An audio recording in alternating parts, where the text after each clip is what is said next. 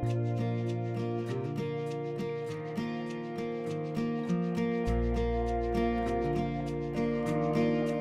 name is Lindsay. I'm the Curator of Collections here at Sadovaki Museum in Phoenix, Arizona. We're an archaeological site left behind by the ancestral O'odham.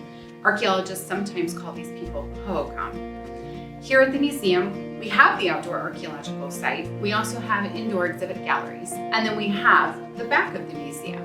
That's where my job comes in. I'm the Curator of Collections, and my job is to care for these artifacts in perpetuity, which means forever. Once artifacts are excavated from archaeological sites, they've lost their home and they need a place to live. And that's my job here at the museum. Let's go in the back and look more at some of the artifacts we care for at the museum. Another step in the archaeological process is to put artifacts into groups based on their attributes. These attributes can be the artifact's size, their color, or the material they're made out of, and more. This classification process is used to help infer culture and life about archaeological sites. So in front of me, I have a group of archaeological objects that we care for here in the museum. I have a bunch of different materials, a bunch of different colors. Archaeologists often start with dividing the objects into different categories based on their material. So that's the system I'm going to use. It may not be the system that works best for the collection that you're working with today. Some metal here. I'm going to put my metal over here. Glass. Oh, look, I've got some ceramics. I'm going to put those out in the front here. So sorting into groups helps us to make judgments about the materials and about the objects that are here. It helps us to take a lot of information and break it up into these smaller groups. So now I've got these divided into glass, into ceramic, and into metal.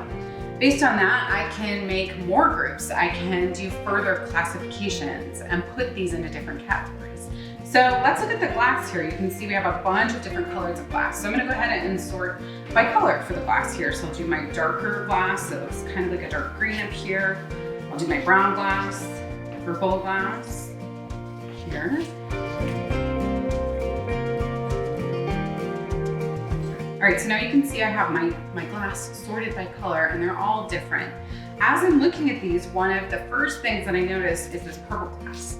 This purple glass is unique. It is caused by the chemical manganese, which was used in glass during a certain time period. And so that's one of the things archaeologists are looking for, is information about these artifacts that might give them some more information about the people or the time that these were used and made. We've also got these ceramics. So these ceramics here, it looks like I have 3 pieces of the same object, maybe some kind of tile. And this looks like a tile that would be made in Mexico. So it might tell you a little bit about import. You can also see I have a doll's foot. I already had marbles, so that's an indication of kids.